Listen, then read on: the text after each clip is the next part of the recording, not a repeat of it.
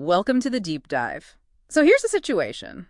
What happens when your performance dashboard looks great, all green lights, but underneath?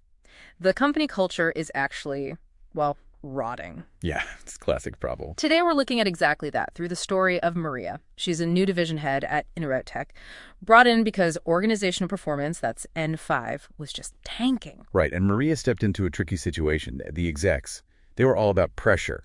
N6, they wanted quick fixes, accountability, maybe fire a few bad apples. Just find someone to blame. Exactly. But down on the ground, talking to the engineers, Yeah. they were quiet. Scared, really. One senior developer, Sarah, actually warned Maria. She said, "Be careful where you step. There are traps everywhere." Wow, traps everywhere. What kind of traps are we talking about here? Like normal office politics or? Deeper, much deeper. The sources say it was systemic fear. It wasn't just politics. It was knowing. Absolutely knowing you'd be penalized for making a mistake or even just admitting a risk. So our mission today is to look at how Maria initially got sucked into that corrective action fix, B2, thinking activity equals progress. Painting over the rust, basically. Right. And then what it really took to move past that towards genuine rebirth, R3. Okay, so Maria's first move. She's a fixer, right? So she does what fixers do. Identifies the low metrics, gets budget for these big corrective actions, and 13. Brings in the expensive consultants, the star directors, all that jazz. Yeah. Training programs. And for a moment, it looked like it worked. Performance, N5, it ticked up. But the feeling in the office, that got worse, didn't it? It absolutely did, because the core issue, the fear, it was still there. And that's when Sarah, that senior developer, quit. Her parting shot to Maria. You just painted over the rust, and wouldn't you know it, the very night Sarah left. Disaster. A server push fails, wipes out huge amounts of customer data. Oh no, catastrophic. Completely. Yeah. And that immediately triggered the blame spiral, R1. The blame spiral, right. That's everyone running for cover, pointing fingers. Yep. The new star director wanted heads to roll immediately. But then something crucial came out. What was that? The legacy team, the ones who were supposedly responsible, they had proof they'd warned about this exact risk weeks before. So they knew. They knew. They'd actually hidden the mistake, N8, or at least hidden the warning, because they were certain they'd be blamed if anything went wrong. They were trapped. So Maria's quick fix, it actually made things worse. Precisely. She realized her focus on just fixing symptoms had destroyed the team's ability to learn and experiment, N3. It fed this awful fix addiction spiral, R4, making everyone reliant on her, the fixer, instead of fixing the system itself. The root cause wasn't incompetence, it was fear.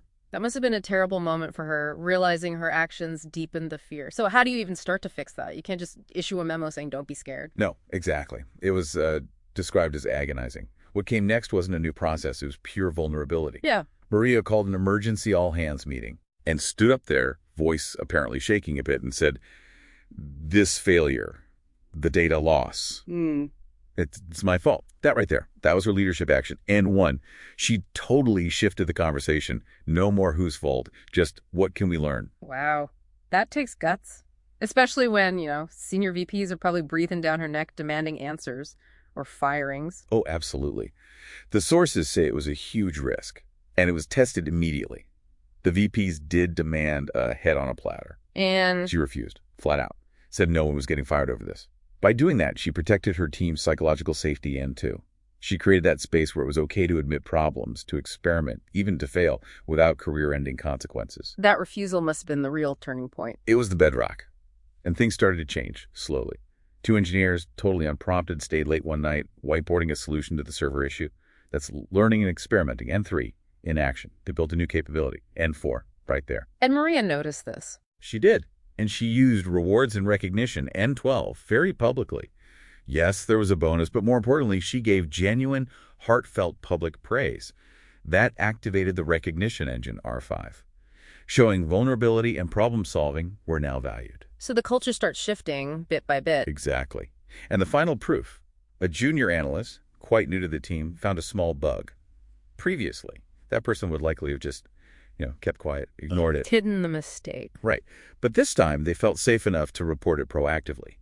That little action spoke volumes. It showed trust was rebuilding. And you saw it in the metrics eventually. Rising employee engagement, N9, and a real drop in employee attrition, N10.